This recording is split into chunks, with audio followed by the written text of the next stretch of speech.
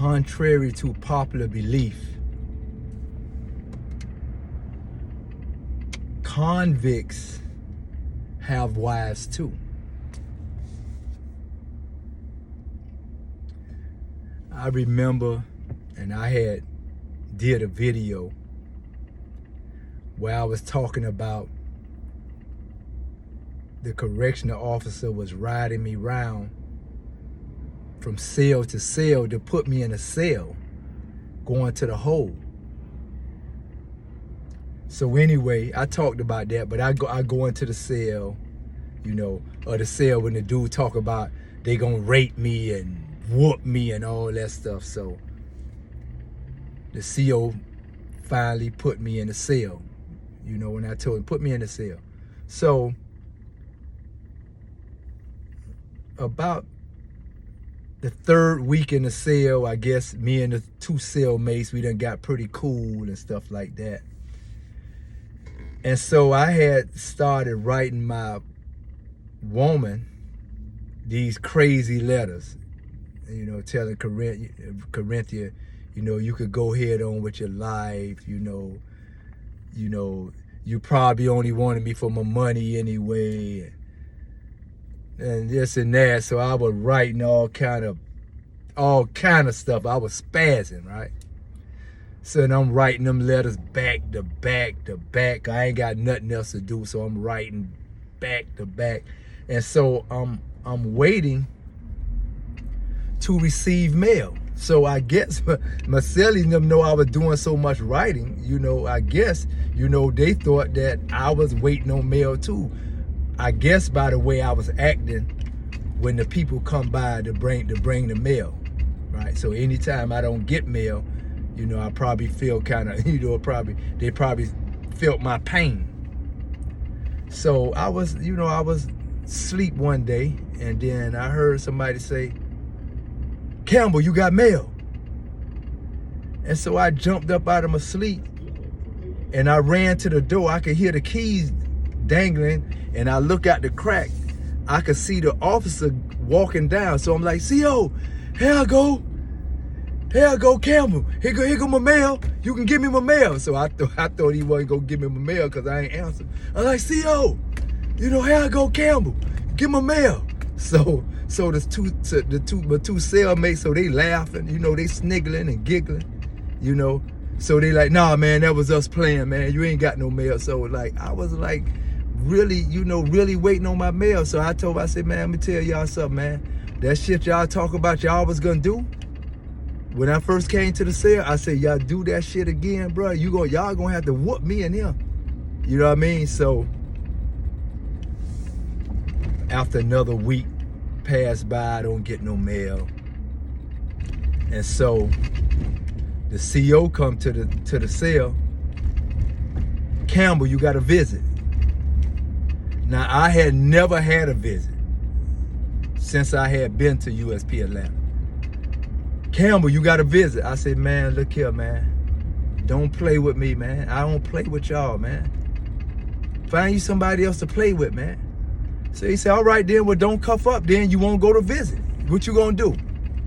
So now I'm saying, who out there to see me? They like, "Man, you going out to visit or what?"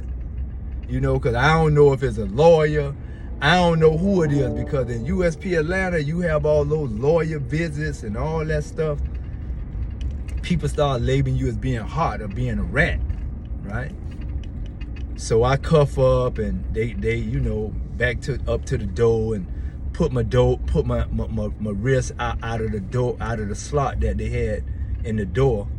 And so they cuff me up and they open the door, let me out. And so when they let you out to go to visit, they clear the hallway. They be on the radio, "Clear the hallway. We got one going to visit." And it's like pandemonium. And I'm like, what's the heck is going on, bro? I ain't told on nobody.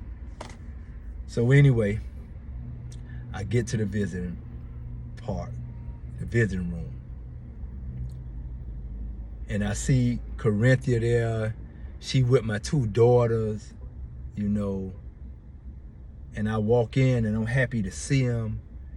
And man, I sat down. And as soon as I sat down, Corinthia, she told me she started crying. Cause I was telling I was gonna make the people kill me, that I ain't gonna, bro, I was going off in that with that pen and that paper, man. So she felt the need, to get on up there and see me before I do something dumb. So she sat across from me, man, and she say, Sonny, look at me. And she crying. She said, look at me and look at your children. She say, please, don't make them people kill you, Sonny.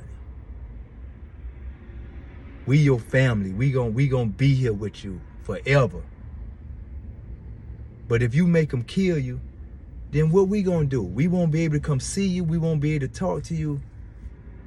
And man, when she did that, I started crying. I'm like, man, it's not just about me.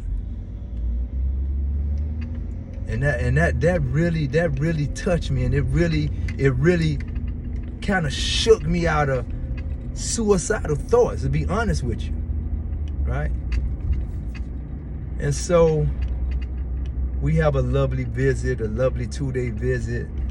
Even though I'm going back to the hole, but I'm kind of focused now. I done stop all that erratic letter writing and binge letter writing and all that stuff. And so when you get in there, especially when you first come in, you want to know, man, who got a lot of time and who got life sentences and who will stab you and who will fight and all that stuff there. So, it was one guy, I forget his name. He had been down like 20 years. And so I noticed he was kind of like going to visit every week. So I was like, man, I need to befriend him, because, he still got a girlfriend after 20 years. I need to know how he did that, because I'm going to need some pointers. So eventually I befriend the brother, and then, then the question came up. I said, man, you been down there a long time like that, and people still come to see you? He said, yeah, my wife come see me. I said, your wife? I say, after all that time you been in prison, you still got a wife and you married? He said, yeah, my wife, she been riding with me as long as I've been in prison. And I'm like, how you do that? He like, hey man, I just take it one at a time, and my wife loved me, and we talk and we pray and we do things and we have visits, and we have our little phone sex and all kind of stuff, and whenever I could slip something in the visiting room, we do all those things. But when you really love somebody, young man, when two people love each other, they go through things together, thick and thin.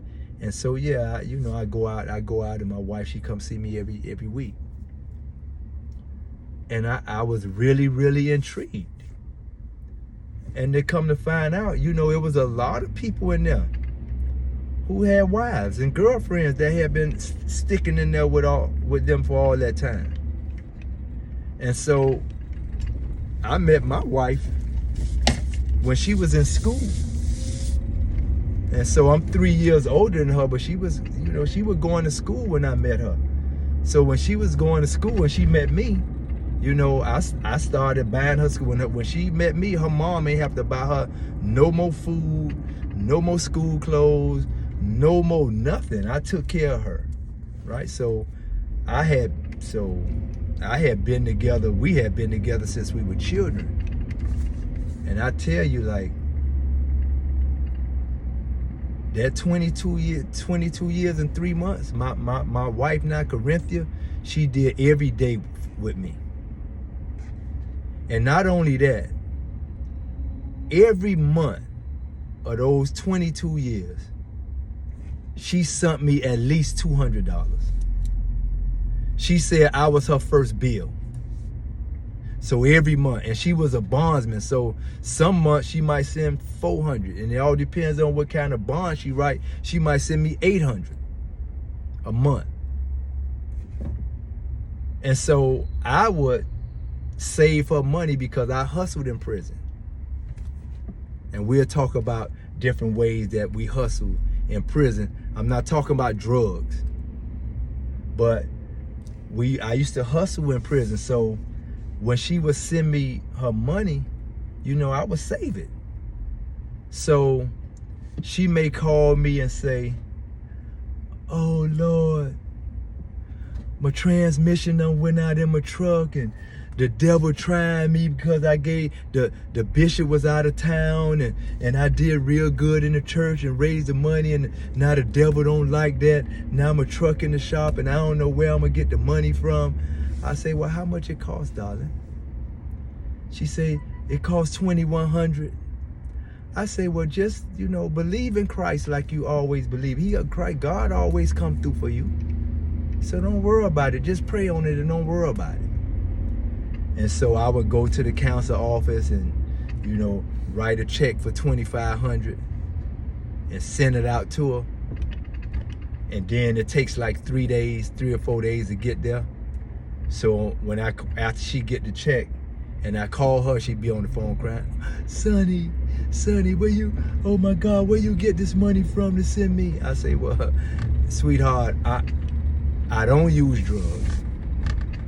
I don't have a boyfriend in here, and I'm not nobody's boyfriend. I don't smoke, you know. Occasionally I drink something, you know, on my birthday. I talk about that at another time." I say, "But I hustle in here. And so when you send me your money is valuable to me. I don't just spend your money like that. And so whenever you call, because you send me money, it's really your money. I just send it back to you." And she'd be like, "Oh my God, that's why I love you so much. Oh my God, you the best." You know, but yeah, man, it's women, man. It's some women out there.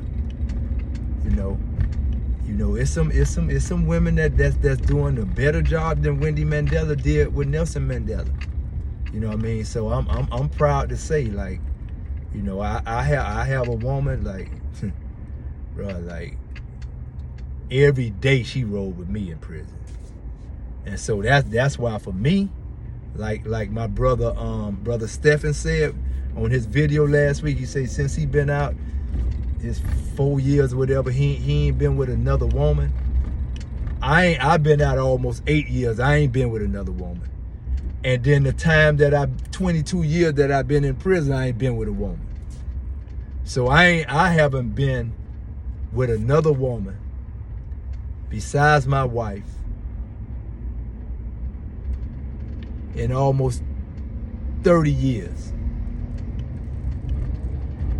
And it's not gonna happen. I mean, I could get tried. You know, if the devil do try people, if he try me, he definitely know he have to find another avenue to try me. Cause I ain't, man, my wife don't deserve for me to do no low level stuff like that. You know, after she been riding with this convict for most of my life, and definitely those 22.3 years.